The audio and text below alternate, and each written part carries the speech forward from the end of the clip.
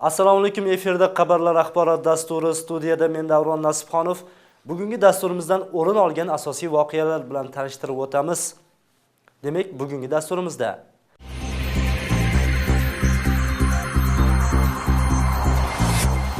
bolalar bog'chalarida bolalarni qabul qilish shartlari o'zgaradi. Elektron asosda navbatga turish joriy yildan boshlanmoqchi. Чындап электрондук кезек аркылуу жүрө турган болсо, бул коомчулукка өтө чоң пайда алып келет.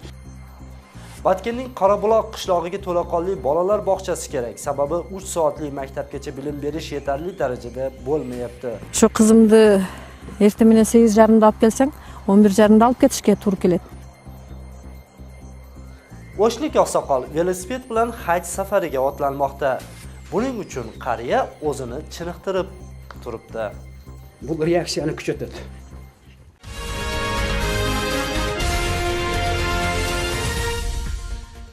Dasturimizni boshlaymiz. Avtomat saylov tizimini rad etish kerak. Shu sababli bosh qonun o'zgarishga muhtoj.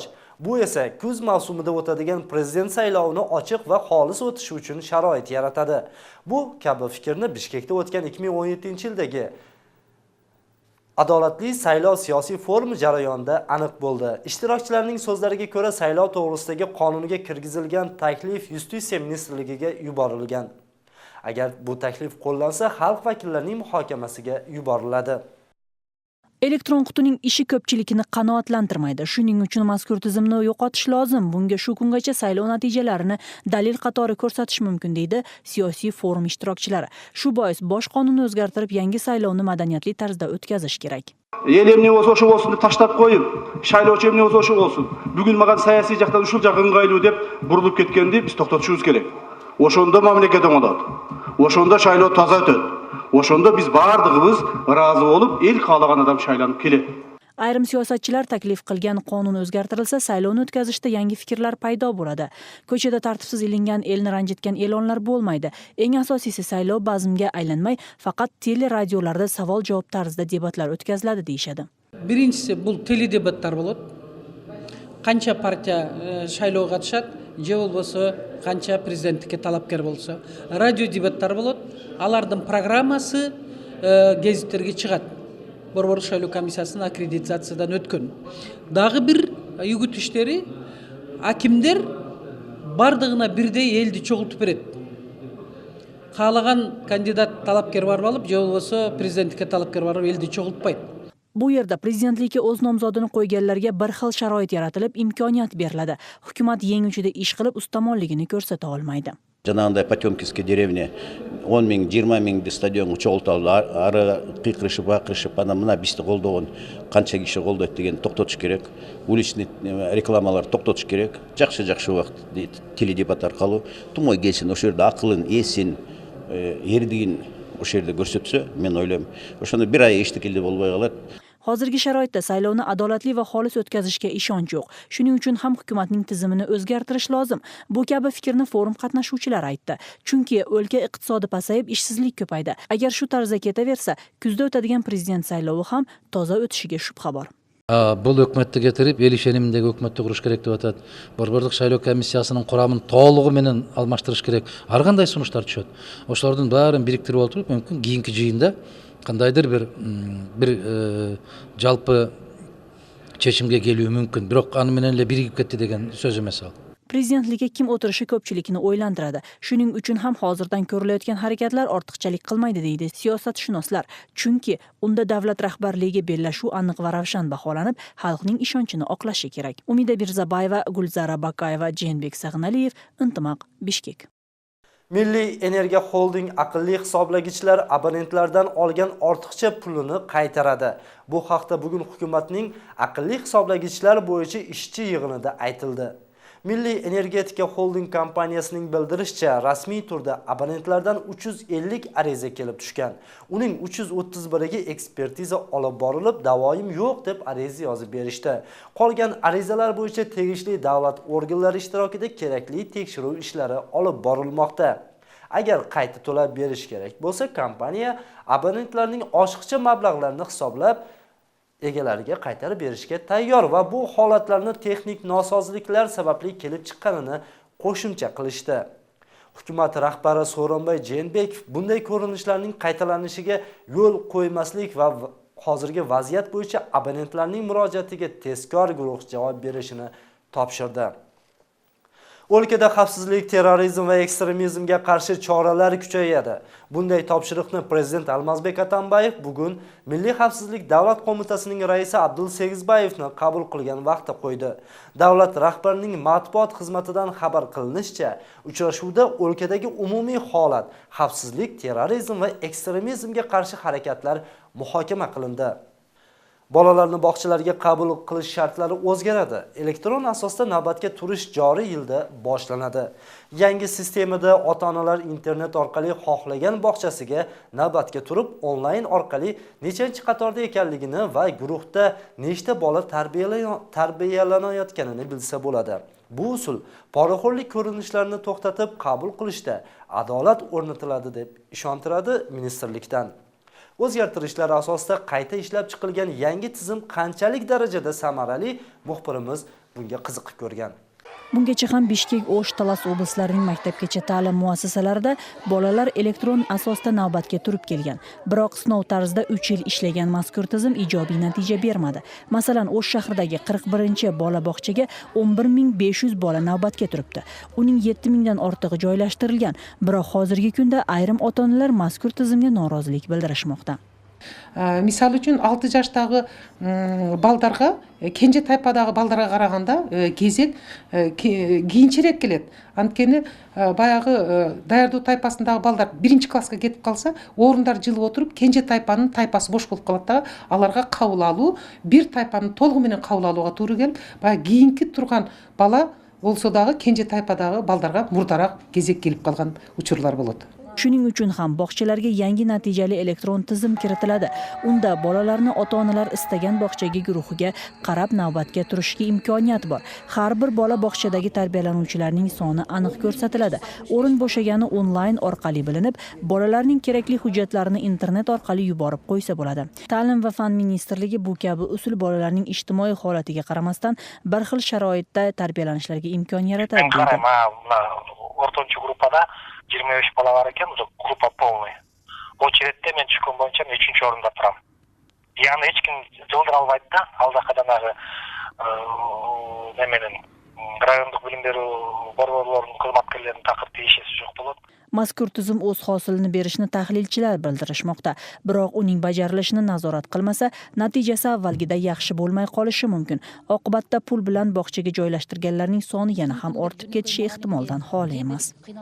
Mына шаардык билим берүү башкармалыгында электрондук тизме түзүлгөн, кезек ушул аркылуу жүрөт деп, бирок анын канча пайызы ишке ашып жаткандыгы бизге ачык айкын эмес да. Качан гана бул нерсе ачык айкын чындап электрондук күзөт кезек аркылуу жүрө турган болсо, бул коомчулукка өтө чоң пайда алып келет. Ta'kidlab o'tsak, elektron navbat bilan qabul qilishning jarayonini ministrlikning korrupsiya bilan kurashish sektori nazorat qiladi. Agar mazkur talabga bo'ysunmagan, pora bilan qabul qilgan tarbiyachilar aniqlansa, ularning ishi huquqni himoya qilish organlariga o'tkazib beriladigan bo'ldi. Umida Mirzabayeva, Nurjamol Barg'ibayeva, Azam Buzrikov, Intimaq. Mazkur tizim o'lkadagi barcha bolalar bog'chalariga bu yil kiritiladi deyilgani bilan qaysi oyda amaliga oshishi hozircha noma'lum.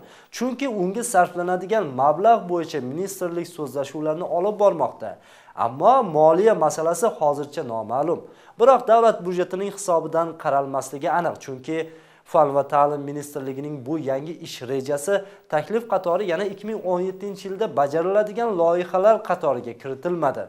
Shuning uchun mutaxassislar mablag' borasida xalqaro donorlar bilan so'zlashuvlarni olib bormoqda. Agarda kerakli deyilgan 3,5 million so'm mablag'ni moliyalashtirib bersa, unda mart oyida tizim ishga kiritilib qolishi mumkin. Bunda avvalo O'sh va Bishkek shaharlaridagi bolalar elektron navbatga turadi. Qo'shimcha o'rinda yangi tizimda har bir maktabgacha ta'lim muassasalarida davlatdan qancha mablag' ajratilib, mazkur mablag' qaysi tarmoqlarga sarflanishigacha onlayn orqali ko'rinib turadi. Shu bilan birga tarbiyachilarga ota-onalar tomonidan berilgan mablag'lar ham aniq bo'ladi. Eng asosiysi, bog'chalarning ish jadvali ministrlikka xabar qilinib, ta'lim ministrligining ishini qulaylashtiradigan bo'ladi.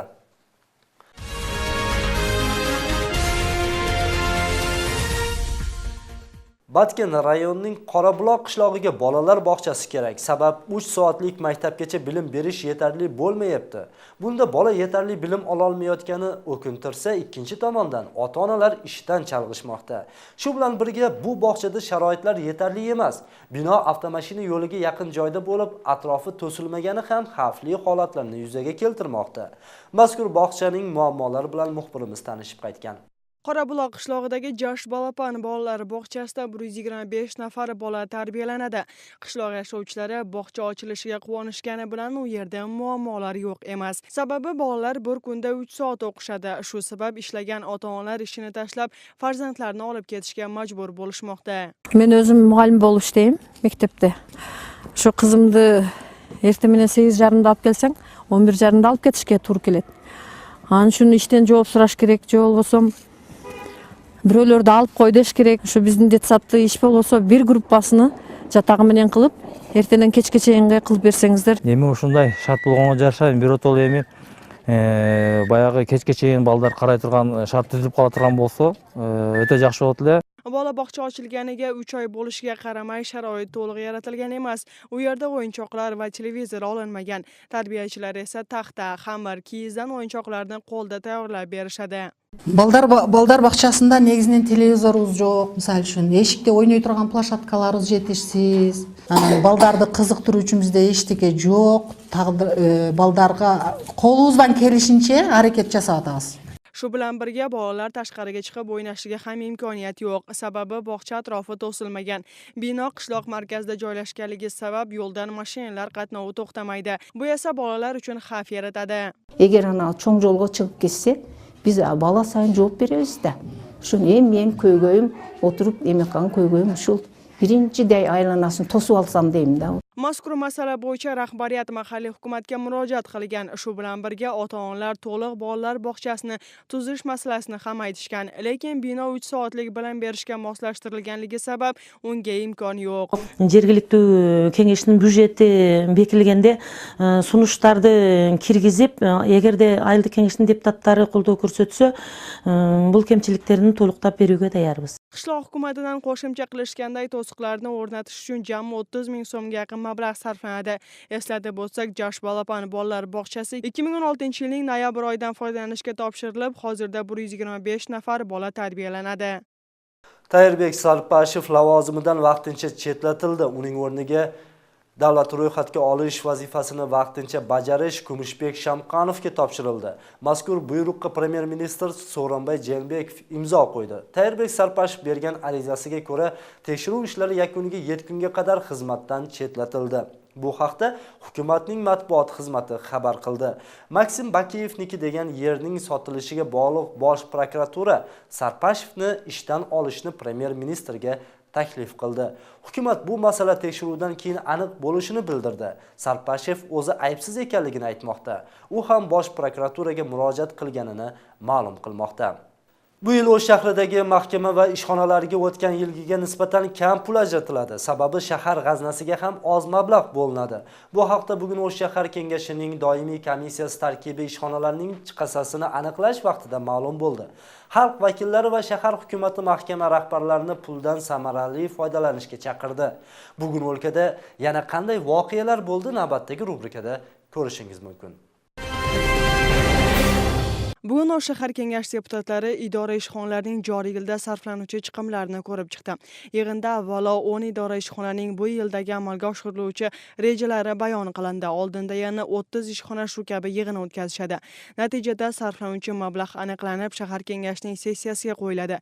Ta'kidlab o'tsak, budjet summasi o'tgan yilga nisbatan oz. Shu sabab 834 million so'mni samarali foydalanish uchun chiqimlarni uzaytirish vazifasi har bir rahbarga tayinlandi. Qo'mni urg'uda bo'lib, elimda o'yin fikrini urishimiz kerak. Mana shundan keyin shahardagi kengashning sessiyasi bekitkanda g'ana oxirgi ma'lumot taqmonda bunday deb aytamiz. O'sh sho'basidagi eng yaxshi yosh mutaxassislar aniqlandi. Har bir tarmoqdan tanlab olingan 13 yosh mutaxassis OBAS rahbari Tolibek Saribashev tomonidan faxriy yorliqlar va qimmatbaho sovg'alar bilan taqdirlanishdi. Shu bilan birga rahbar yoshlar OBAS rivoji uchun tinmay mehnat qilishlariga ishonch bildirdi.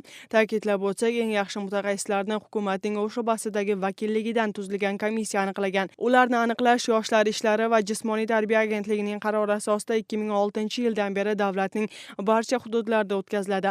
Asosiy maqsadi yosh kadrlar orasida natijali ish olib borishga sharoit yaratish bo'lib hisoblanadi. Hadislerimiz bizim yaşlarımız gelecekte buyursa şu Kırgız Respublikasının bardıq tarmaqlarında işlep özlerinin arkasından ösüp kele жатқан жаш муундарга да özlerinin örnek bolup özlerinin kılgan işlerin bardığın şu жаштарга үлгү болот деп эсептейбиz.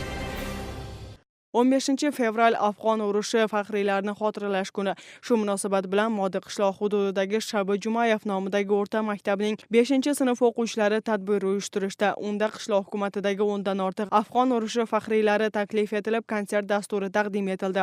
Shu bilan birga o'quvchilar o'zlarini qiziqtirgan savollarga javob olish imkoniyati yaratildi. Bu kabi tadbir mazkur bilim berish muassasasida birinchi marotaba uyushtirilib, uchrashuv ichidagi uchrashuv deb nomlangan. Бұл іс-шараны өткөрүүнүн эң негизги максаты бул мындай болду. Биздин максатыбыз ушул жолугушууну өткөрүп атканда ооган ардагерлери менен эле жолугушуу деп койбодук. Жолугушуунун ичиндеги жолугушуу деп темасын койгонубуздун себеби биз окуучулар менен ушул ооган ардагерлерин жолуктуруп атабыз. Jalobotda Afg'on faxriylarini kuni Jengish istirohat bog'ida nishonlandi. Tadbirga Afg'on urushi faxriylari, oila a'zolari, uyushma vakillari tashrif buyurishdi. Jalobotda mazkur urush faxriylariga mahalliy budjetdan har yilda 700 so'mdan, imkoniyati cheklangan va halok bo'lganlarning yaqinlariga 1000 so'mdan ajratiladi. Mamlakatlardan oğan soğuşunun mayıplarına 7000 so'mdan kompensasiya akça, al endi katışçılarına 6000 so'mdan.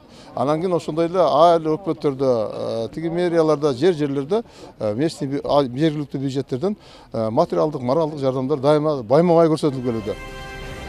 Jabala hududiy boshqarmasidagi maktab o'quvchilari orasida shok deb nomlangan tanlov uyushtirildi. Tanlovda jami 6 maktab ishtirok etib, sahna ko'rinishi, savol-javob bo'yicha bellashgan. Yakunida har bir jamoa qimmatbaho sovg'alar bilan taqdirlandi. Tadbir O'sh shahar kengashining deputatlari tomonidan ta'minlanib, maqsadi iymon, odob va madaniyat tilida o'quvchilarni madaniy hayotini ta'minlash bo'lib hisoblanadi. Oldinda boshqa maktablar orasida ham bu kabi tadbirlarni uyushtirish davom ettiriladi deyishadi xalq vakillari. Мына айрыкча акыркы мезгилде социалдык тармактарда ва интернеттерде түрдүү жат көрүнүштөр болуп атат. Мына ушулардан алыстатып, тескерисинче балдарды бири менен бириктирип, достугун күчөтүп, анан бири менен тажрыйба алмашса, мектептер бири менен бири мындай байланыш күчөтсө деген максатта ушул иш-чараларды өткөрүп жатабыз. Dasturimizda xalqaro xabarlar bilan davom ettiramiz. Rossiyaning Oltoy hududida halokatga uchragan vertolyotni qidirish ishlari davom etmoqda. Hozirda vertolyot hududdagi Teles ko'liga yaqin joyda qulagan bo'lishi mumkinligi taxmin qilinmoqda. Ma'lumotga ko'ra, vertolyotda 5 kishi bo'lgan. Hozirda birining jasadi topildi. Oldinda mana shu va boshqa xorij xabarlari bilan qisqacha tanishib olasiz. Rossiyaning Oltoy hududida Robinson rusumidagi vertolyotni qidirish ishlari erta tongda jonlandi.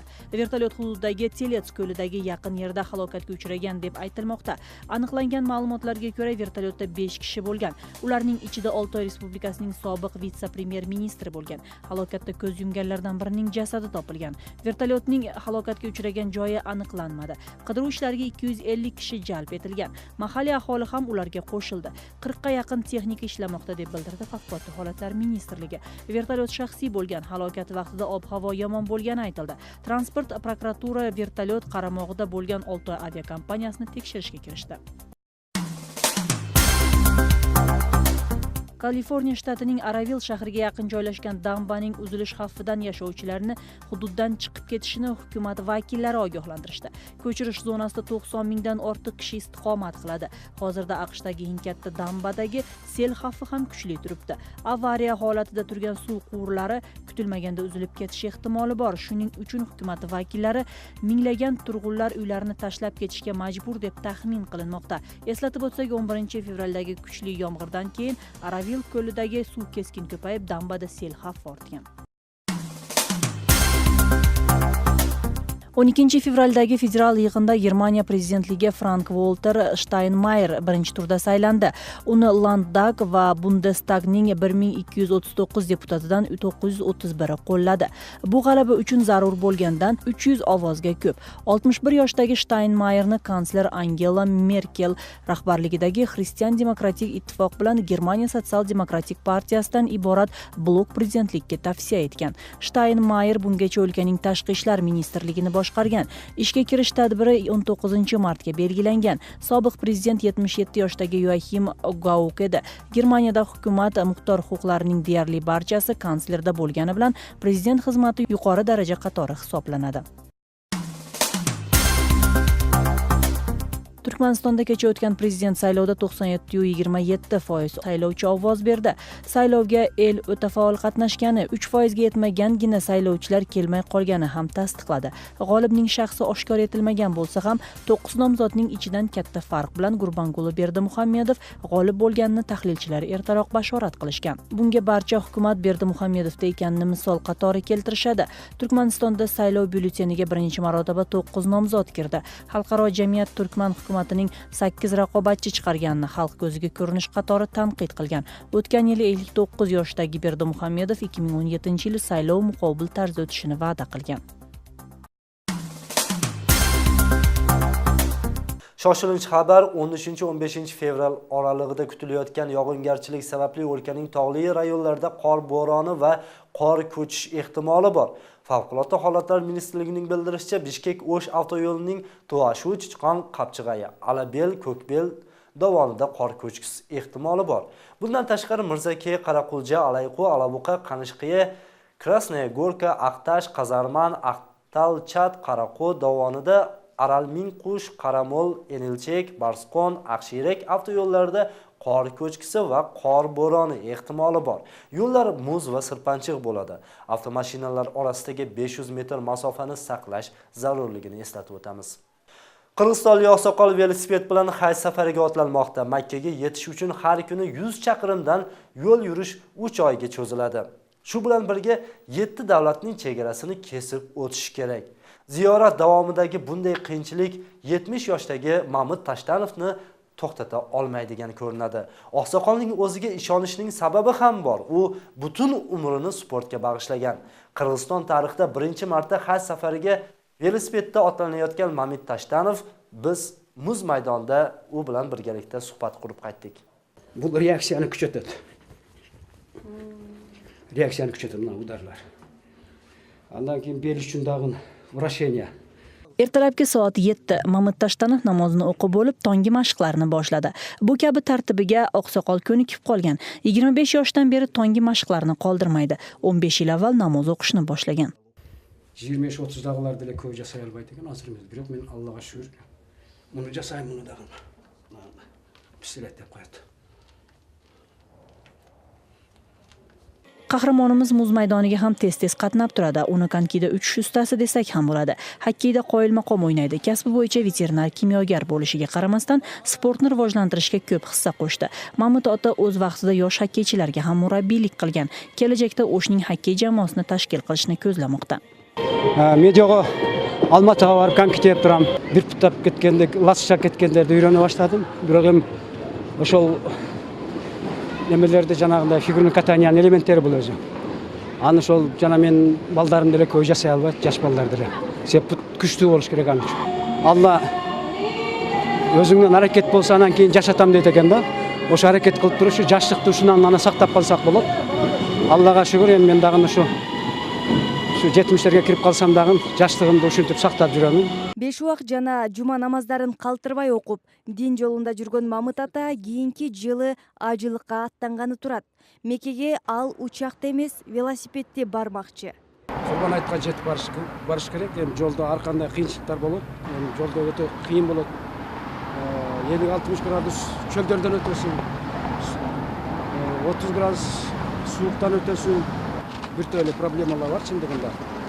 Ama şunu benim yaşım 70'e жетip kalsa dağın da şol кыйынчылыкты башкасын баардыгын ошо Алла колдосо барып келсем деген ишенич менен жөнөп атам.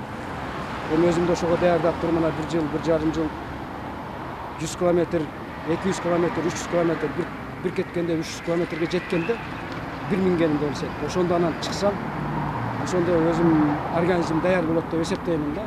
5 vaqt va juma namozlarini qoldirmasdan o'qib din yo'lida yurgan Mahmud ota keyingi yili haj safariga otlanmoqda. Makkaga u samolyotda emas, velosipedda boradi. Болсо да мүмкүн 40тан ылдыйгы жаштагылар барат. Мен жашымда эч ким барбаса керек. Жүргөнүмдө бир Бруксер деген агайыбыз бар да, Зой Венадан берген еврей.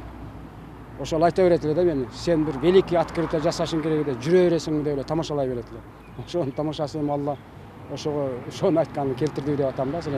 Velosipedda ziyoratga 3,5 oyda yetsa bo'ladi. Borib kelishga 1 yilga va yaqin vaqt ketadi. Yo'ldagi xavfsizlik oqsoqolni ko'p ham o'ylantirmaydi. Bu tavakkalchilik va jasorat deb hisoblaydi. Umida Mirzabayeva, Adina Do'sonbekova, Baxtiyor Rasulbek o'g'li, Intomoq. Sizga yetkazmoqchi bo'lgan xabar va lavhalarimiz shulardan iborat edi. Keyingi dasturlarimizda uchrashguncha omon bo'ling. Studiyada men Davron Nasibxonov bo'ldim.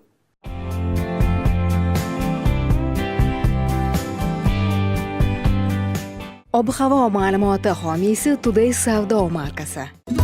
Today kofesi haqiqiy go'zallik, yaxshilik va sihat salomatlik ramzidir. Shahardagi barcha savdo rastalaridan so'rang.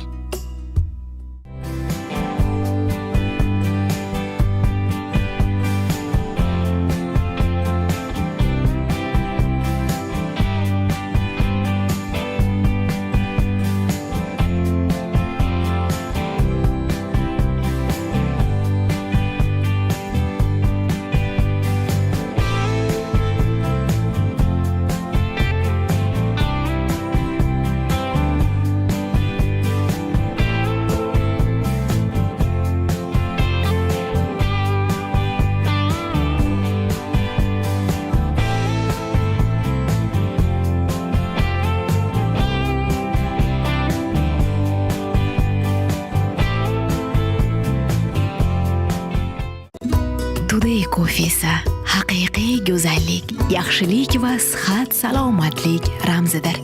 Shahardagi barcha savdo rastalaridan so'rang.